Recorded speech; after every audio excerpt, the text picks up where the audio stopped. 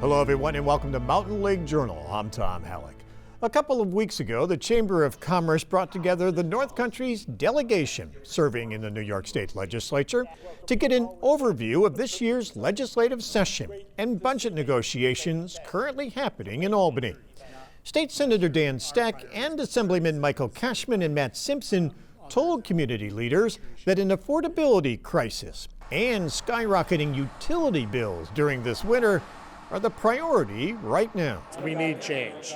It's unaffordable. People are seeing extreme cases, like I mentioned earlier. Someone who's normally getting a $400 a month electric bill, seeing an increase to $2,600. I have another constituent that has a vacant home, unplugged refrigerator, gas heat, nobody living there, and they got an $850 bill. And this person is a senior. It's unworkable right now. We need to solve the immediate issue of creating more supply so that we can bring those prices down, as well as the hidden costs in your utility bill paying for the mandates under the CPCPA.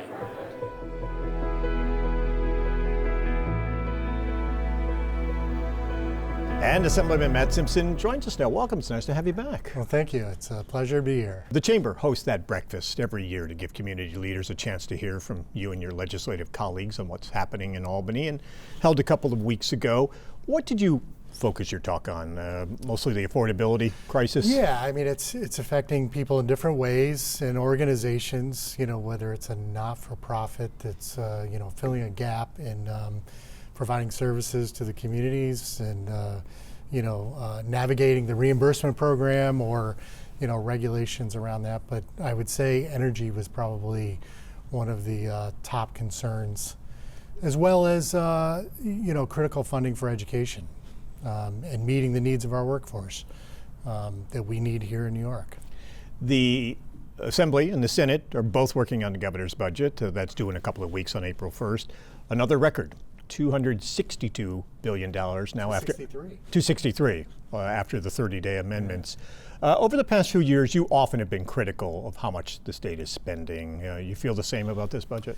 I do. I think, especially at a time like this when there really, from my perspective, seems like there's many, many crises that we're facing. It's the energy. Before that, we were dealing with the overall picture of affordability, where every family is impacted. We're dealing with needs in our schools, our public school system, our colleges, our hospitals, our nursing homes. It's been years that we've been talking about the critical needs of our nursing homes. And so this budget expands spending in it greatly, as it has every year that I've been in the legislature. And, let's face it, things do cost more from year to year. It's just what our priorities are is really what I'm critical of. And, our budget is vast, it's spread out, and we keep expanding the responsibility within the budget.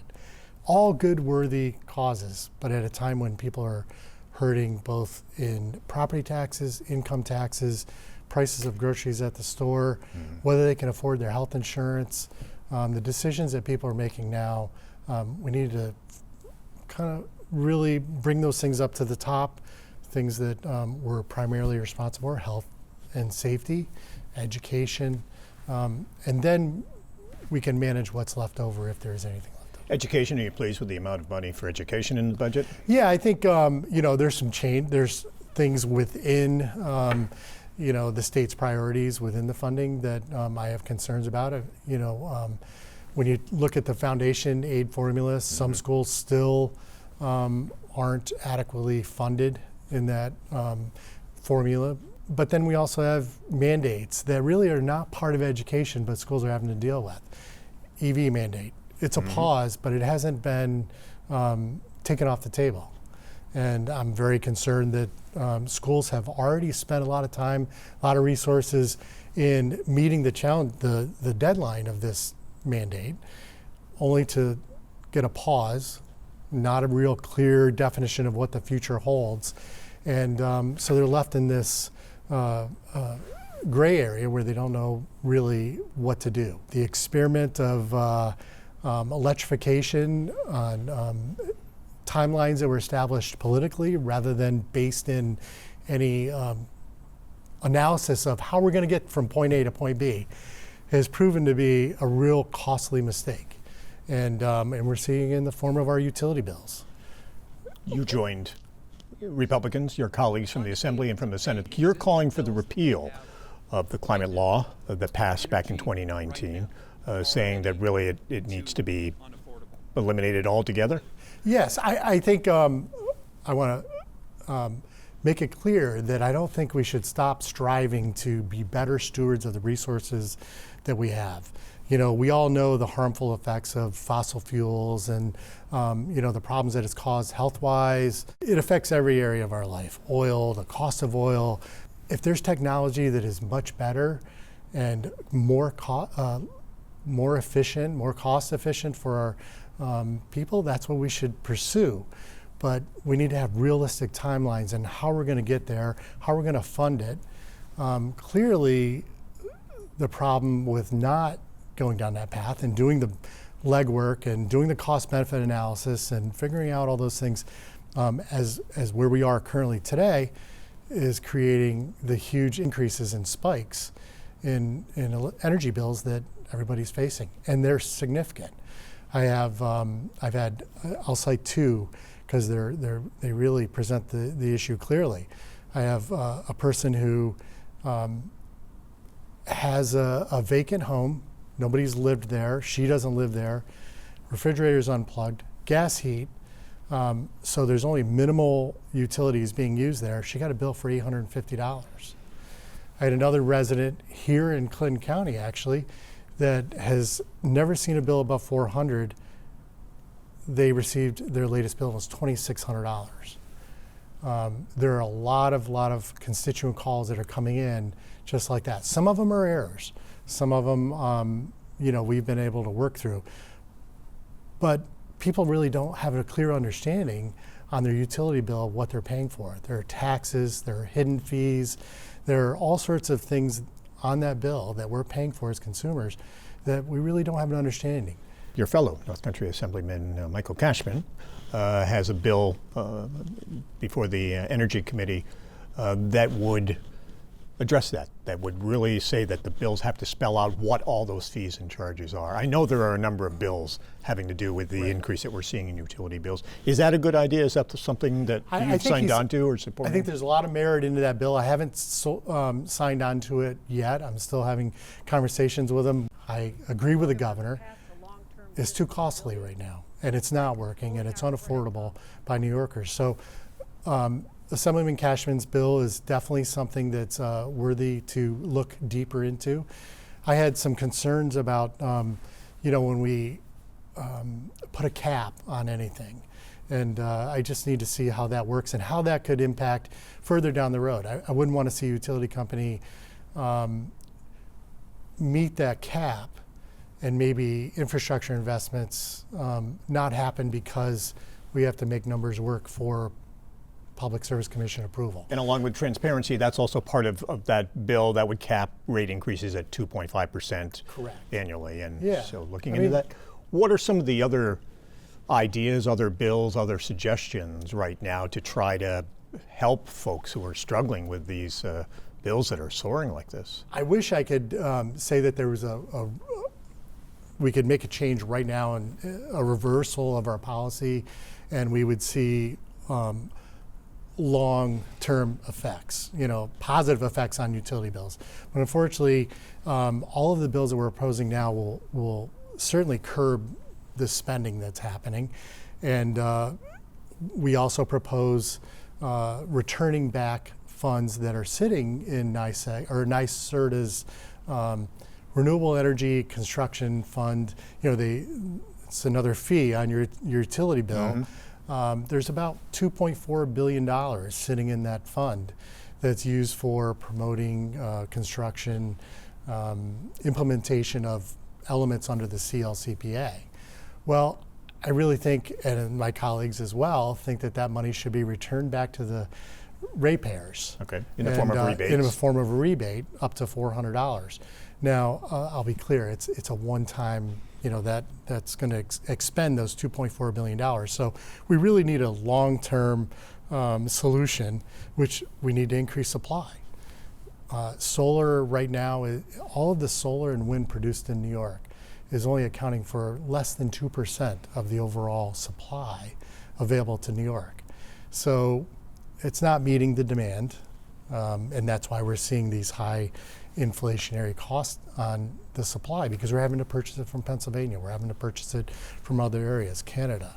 The Champlain-Hudson Power Express deal, that is scheduled to go online this spring, supplying 1,200 megawatts of power from Hydro-Quebec down to New York City. Will that be a big boost, and will that help? It's become, so when that first was proposed, it was going to replace 20%, meet 20% of the demand in New York City. It's already forecasted to only meet 10% because the demand has risen so much. So it's become critical infrastructure. I'm very glad that I supported that, as well as all the taxpayers in New York in that project, because it's critical infrastructure. Let me ask you about a couple of other proposals out there. The governor is talking about nuclear generators in other parts of the North Country. Would you support the idea of nuclear power? Absolutely. That is one of those long-term solutions. That's one of the lowest costs of generating energy that we could support. The only issue is it's 10 to 15 years off at the earliest. So those are great proposals, and I'm very happy to hear the governor say an all and above approach. But we really need some short-term. We need to build natural gas generating energy suppliers now. And along those lines, there are some of your colleagues who are saying the state ought to reconsider the ban on fracking. With the wealth of natural gas that's here in New York State, would you support that? I would support that. I think you only have to look to Pennsylvania, just across the border, where they are successfully fracking natural gas, and they're doing it without any of the early on issues that were identified. It's many years since this fracking ban has been enacted. And it's time to use the resources that we have and do it responsibly. Lower the cost for every New Yorker. We sit on one of the largest natural gas deposits in New York State. Pennsylvania is seeing a cost of 50% less than New York for their electric. I don't know what else there's always been the environmental concerns. That's been first and There foremost. has, and I think the environmentalists play an important part in all of our discussions. We need to be good stewards of our environment. But in the case of the CLCPA, I believe that they had way too much say in the passage without any clear pathways to success. And this is where we're at today, and we're paying for it. Are you encouraged that the governor is now backing a constitutional amendment that would allow for the sale of Mariah Shock in Mineville and hopefully help lead to that prison and a couple others, Camp Gabriel's and McGregor, being redeveloped? Absolutely. It's been talked about for a number of years, but now this is the first that the governor has gotten on board. I really would hope that with any future closings, there's a process before to build a runway so that we can get through this, because we've been asking for constitutional amendment and agreement. We've been working in Albany, my colleagues and I, Senator Steck, Assemblyman Jones, on trying to get constitutional amendments passed in the Assembly in my House, and I know Senator Steck has had it passed many times.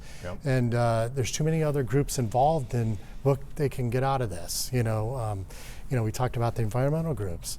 One thing that has tied these up is the land swap that needs to happen because of Article 14 being in the Forest Preserve. There needs to be a mechanism to get them out of the Forest Preserve, but then there's always a negotiation.